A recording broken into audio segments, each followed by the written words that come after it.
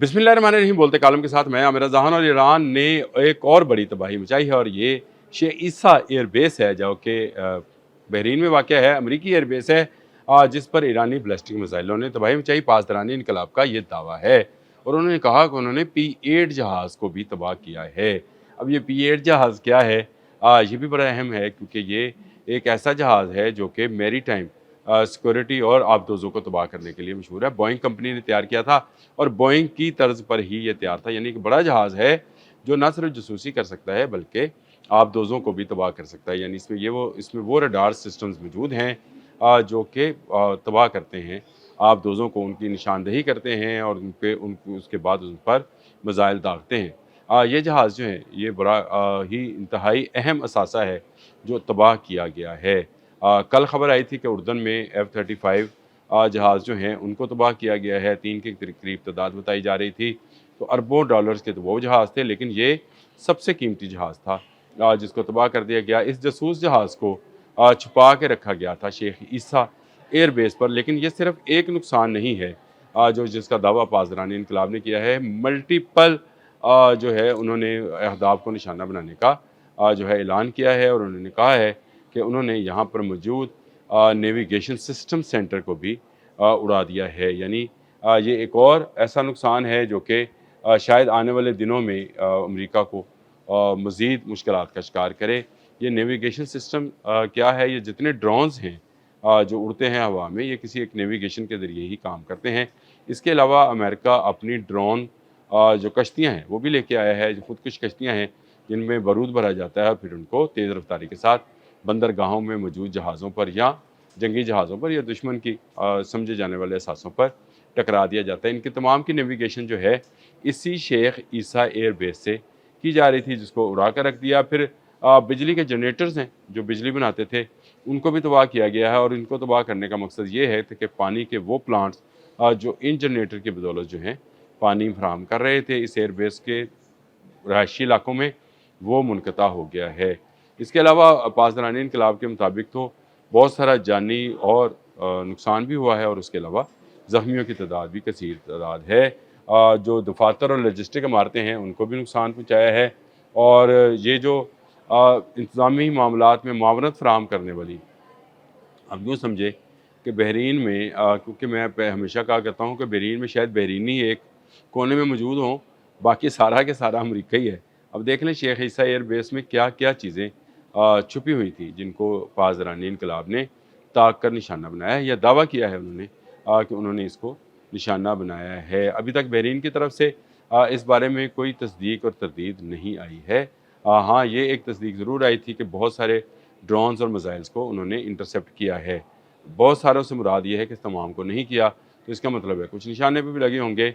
ईरानी पासदारानी इनकलाब ने अपने अर्श ड्रोन के ज़रिए जो है हमला किया था। यानी अर्श और फिर बैलिस्टिक मिसाइल जो कि खैबर शिकन ही होगा क्योंकि उसमें क्लस्टर बॉम्बिंग्स मौजूद होती है और उससे क्लस्टर से जो है आग फैल सकती है, दूसरे मतलब ज़्यादा एरियाज़ में आग लग सकती है। तो अर्श ड्रोन ने एक मरतबा फिर जो है बहरीन के अंदर जो मौजूद अमेरिकी एयरबेस है इस शेख ईसा एयरबेस, उसको जो है निशाना बनाया है और इसमें उन्होंने उसके भारी जानी और माली नुकसान का दावा किया है। फिर उन्होंने कहा कि यहाँ पर हेलीकॉप्टर मेंटेनेंस सेंटर मौजूद था, उसको भी तबाह किया है। अब helicopter maintenance centre, middle east में जितने हेलीकॉप्टर्स काम करते हैं आखिरकार उन्हें भी ज़रूरत होती है कि उन्हें किसी न किसी वक्त मेंटेनेंस फराहम की जाए। तो एक बहुत बड़ी वर्कशॉप जो है जो सिर्फ हेलीकॉप्टर्स के लिए थी, वो शेख ईसा में मौजूद थी। मैं आपको बता दूँ जो इनके जहाज़ों के लिए इस तरह की चीज़ों का छोटे मोटे कामों के लिए जो इस्तेमाल होती है वो उर्दन वाली एयर बेसिस हैं। ये वाली एयर बेस जो थी ये सिर्फ हेलीकॉप्टर्स के लिए इस्तेमाल होती थी और यहाँ पर इनकी वर्कशॉप मौजूद थी। यानी वर्कशॉप से मुराद यही होगी कि हवा पानी चेक करना, तेल पानी के अंदर चेक करना, गड्डी का जिस तरह किया जाता है इसी तरह का मामला होगा। इसमें कोई दो राय नहीं है, लेकिन इसको भी उड़ा दिया गया है। फिर P-8 के हैंगर को उड़ा दिया गया। ये एक बड़ा जहाज़ मैंने आपको बताया, एक ऐसा जहाज़ जो कि बोइंग ने तैयार किया था। ये जासूसी के अलावा मैरीटाइम सिक्योरिटी और आबदोज़ों का पता चलाने और इन्हें तबाह कराने में मदद फ़राहम करता है। एक हैवी रडार सिस्टम इस जहाज़ के अंदर मौजूद होता है और अभी तक सेंटकॉम ने कोई भी किसी भी किस्म की यानी अमेरिकी सेंट्रल कमांड ने ابھی تک کسی بھی قسم کی جو ہے وہ تباہی کو تسلیم نہیں کیا ہے۔ پاسداران انقلاب کا ہی دعویٰ ہے، اور یہ جنگی پروپیگنڈا بھی ہو سکتا ہے، لیکن جس طرح کے حالات اس وقت آپ کو نظر آتے ہیں، آپ کو کیا لگتا ہے کہ پاسداران انقلاب غلط بیانی سے کام لے رہے ہیں؟ ان کے پاس سیٹلائٹ پکچرز ہوتی ہیں، آج ہی آ جائیں گی، میرا خیال ہے آج جمعے کا روز ہے، آج ہی یہ سیٹلائٹ پکچرز بھی آ جائیں گی، لیکن اس کے ساتھ ساتھ آپ کو تصدیق آنا بھی شروع ہو جائے گی۔ یہ جو 3 جہازوں والی ہے اور تباہی والی ہے، اس میں شروع میں کہا گیا تھا کہ تمام بیلسٹک میزائل جو ہیں ان کو نکارہ بنا دیا گیا، لیکن پھر وہ خبر آ گئی نا کہ اتنے جہاز تھے، اتنی چیزیں تھیں جو کہ اردن میں تباہ ہوئی تھیں، اور اب اس کو جو ہے وہ یہاں پر تباہ کیا گیا ہے۔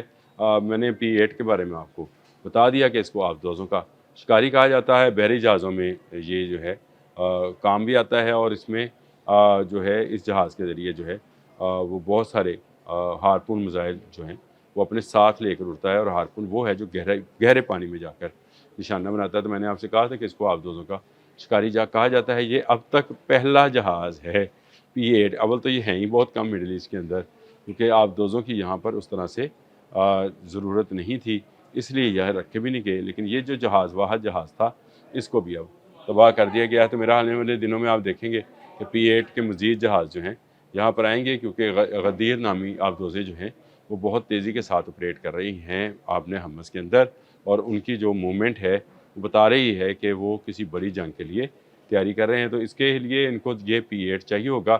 ایران نے پہلے سے ہی موجود اس P-8 کو اڑا کر رکھ دیا ہے، اور اس میں جدید ترین میں نے آپ کو بتایا کہ ریڈار سسٹمز ہیں، الیکٹرانک کیمرے نصب ہیں، یہ 100 فٹ کی بلندی سے سمندر کے ایک بہت بڑے حصے کی لائیو ویڈیو ڈیٹا براہ راست ہیڈ کوارٹر یا امریکی بحری بیڑے ایئر کرافٹ کیریئرز میں منتقل کر سکتا ہے۔ طویل پرواز کی یہ صلاحیت رکھتا ہے، ہزاروں کلومیٹر کا سفر جو ہے کئی گھنٹوں تک فضا میں رہ کرتا ہے طے کرتا ہے، اور سمندر کے اوپر پہرا دے سکتا ہے۔ ضرورت پڑنے پر دوران پرواز ہوا میں ہی ریفیول بھی کیا جا سکتا ہے، یعنی ریفیولنگ ٹینکر کے ذریعے اس کو مزید اگر فضا میں ہوا میں رکھنا مقصود ہو تو یہ کیا جاتا ہے۔ اور یہ آبِ حمص پر تعینات تھا، شیخ عیسیٰ ایئر بیس پر مارا گیا۔